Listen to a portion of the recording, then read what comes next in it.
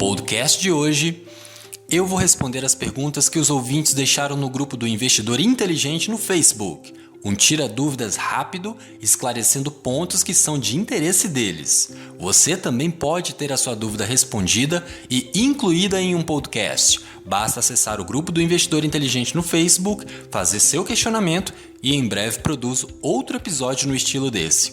Quem sabe sua dúvida não é selecionada e respondida. Participe! Eu sou Felipe Souza, o expert em finanças e investimentos do Dicas Curtas, e todas as semanas apresento nesse podcast várias dicas, informações relevantes e orientações que podem te ajudar a usar bem o seu dinheiro para construir seus resultados de forma financeiramente saudável, com foco em qualidade de vida, aproveitando o presente e cuidando do futuro, transformando-se em um investidor inteligente. Para você ficar por dentro com todas as informações e não perder nenhuma dica, basta assinar gratuitamente o podcast e acompanhar todas as semanas o Investidor Inteligente do Dicas Curtas.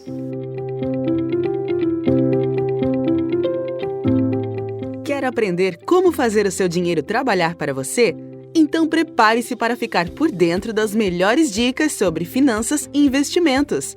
Com você, o Investidor Inteligente. Mais um expert do Dicas Curtas.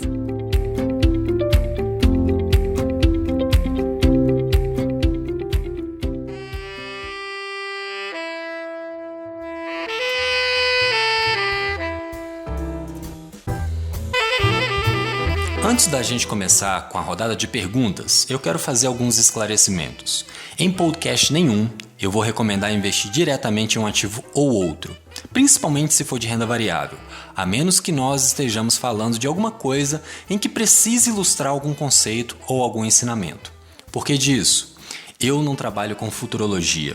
Eu não sei o que vai acontecer em um futuro breve, muito menos em um futuro distante. Portanto, não tem como recomendar os melhores investimentos para o ano, para o mês ou qualquer outra coisa nesse sentido. Dá para fazer estimativas? Dá, mas eu prefiro me abster, pois o mercado financeiro é dinâmico e o que vale hoje provavelmente não valerá amanhã. Além disso, cada pessoa tem uma característica e um apetite ao risco que são diferentes, e também que não cabe a mim te influenciar a formar uma opinião com base nas minhas expectativas. Cabe a mim te ensinar a pensar ou te levar a refletir sobre o que é bom para você. Feitas essas considerações, vamos para as perguntas dos ouvintes. A ouvinte Yara Bernardi Santana perguntou assim: meu pai vai vender um imóvel e eu gostaria de sugerir que investisse o dinheiro em títulos ao invés de comprar outro imóvel. Ele já tem vários imóveis, de forma a ter uma renda diferente de aluguel. Onde investir o dinheiro para que gere essa renda? Na sua pergunta, você deixa claro que o propósito é gerar renda, portanto, ter algum retorno regular, seja mensal, bimestral ou mesmo semestral. Vai depender muito do nível de conhecimento que seu pai ou mesmo você tenha, mas existem títulos do Tesouro Direto, como o Tesouro IPCA com juros semestrais, que a cada 6 meses remuneram o investidor com uma fração de juros corrigidos pela inflação do período. Outra alternativa, um pouco mais moderada, é investir o recurso em fundos imobiliários, que dependendo do fundo pode trazer uma renda interessante, que é como se fosse o aluguel pago por um imóvel tradicional. Só que ao invés disso, você compra cotas dos fundos na bolsa de valores e tem sua remuneração proporcional ao resultado e à quantidade de cotas do investidor. Sabendo em qual fundo investir, pode ser bem vantajoso, pois comparado ao imóvel tradicional, os fundos imobiliários têm mais liquidez. Se houver uma necessidade de usar parte do capital, pode vender a quantidade de cotas correspondentes, ou seja, não precisa vender tudo, como é o caso de um imóvel tradicional. O dividendo, que é como se fosse o aluguel de um imóvel tradicional, já vem livre de imposto de renda, e você pode ter uma diversificação em diferentes tipos de imóveis, em diferentes cidades e regiões do Brasil com menos capital, o que é praticamente impossível no caso da aquisição de um imóvel tradicional. E por fim, uma opção ainda mais arrojada é o investimento direto em ações de boas empresas que pagam bons dividendos. Assim, seu pai poderá usufruir de renda em relação ao investimento que ele fizer. O ouvinte Rafael Barbosa sugeriu que abordássemos opções binárias em um podcast posterior e também deixou a seguinte pergunta. Atualmente eu possuo R$15 mil investidos em renda fixa e pretendo realizar o aporte de R$2 mil por mês para aumentar meu patrimônio. A médio prazo, pretendo comprar meu apartamento próprio. Gostaria de saber quais produtos de renda variável você recomendaria para atingir esse propósito e a forma recomendada de distribuição dessa carteira de investimentos. Rafael, a primeira coisa que você tem que ter em mente é: esse recurso que está em renda fixa é a sua reserva de emergência? Se sim, ele está em patamar adequado? Se estiver tudo certo em relação à sua reserva de emergência, podemos pensar em seu próximo objetivo, que é, pelo que você disse, a compra do seu apartamento. Outro ponto que temos que definir melhor é o que se trata médio prazo. Se estamos falando de um prazo de 3 a 5 anos, desde que respeite seu perfil como investidor, podemos pensar inicialmente em fundos multimercados com taxas de administração razoáveis, entre 1 a 1,5% mais ou menos, que tenham demonstrado um bom desempenho nos últimos 24 a 36 meses. Esse tipo de investimento pode fazer com que seu capital cresça um pouco mais rápido comparado à renda fixa, sejam fundos ou ativos individuais. E esse prazo de 3 a 5 anos é um tempo razoável para recuperar de algum resultado negativo em alguns meses, caso aconteça. Se você tiver mais apetite pelo risco e for o seu perfil, pode pensar em mesclar com fundos de ações. Caso você não tenha o perfil moderado ou arrojado, pode adequar o seu horizonte de investimento com o horizonte de maturação de algum tipo de investimento em renda fixa, como o Tesouro IPCA. Nesse caso, o mais interessante é investir em Tesouro IPCA que não tenha semestralidade, com o propósito de acumular o máximo de capital possível, levando o investimento até o vencimento. Sobre a proporção da carteira, vai depender do seu perfil, mas uma maneira bem simples, que é só uma referência, é você pegar 100 e diminuir a sua idade desse número. O valor que ficar pode ser a proporção que você deve investir em renda variável, mas insisto, depende do seu perfil, ok? A ouvinte Eulanda Costa perguntou assim: Oi, tenho CRA, Certificados de Recebíveis do Agronegócio, atrelado ao CDI. Estou frustrada com os rendimentos. Acaso seria uma boa sugestão desfazer via mercado secundário?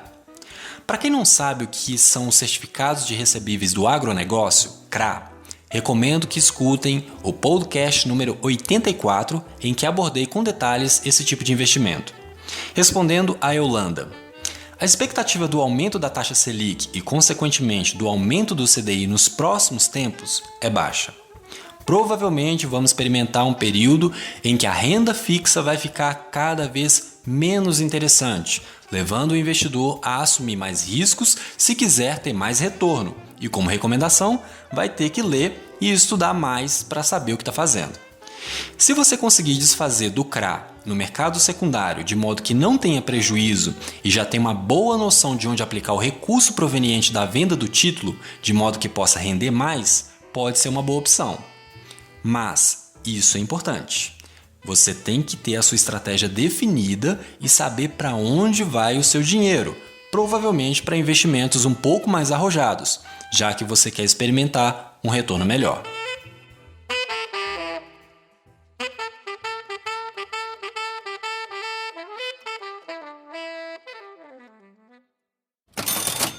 A ouvinte Manuela Martins Ferreira perguntou o seguinte: Eu tenho um plano de previdência que não está rendendo muito, o que posso fazer?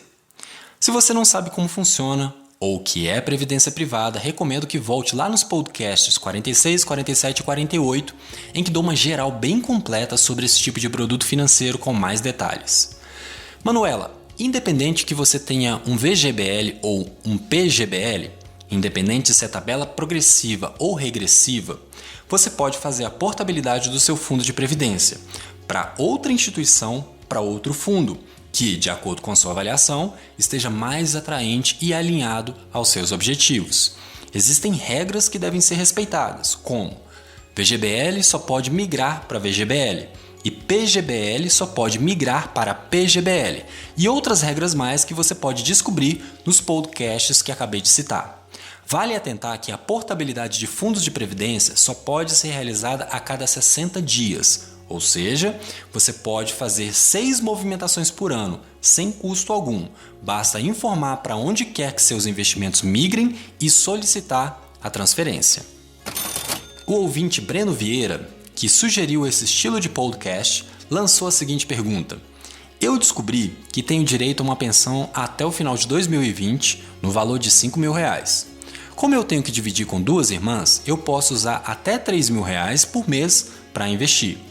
Gostaria de saber como fazer meu dinheiro trabalhar por mim.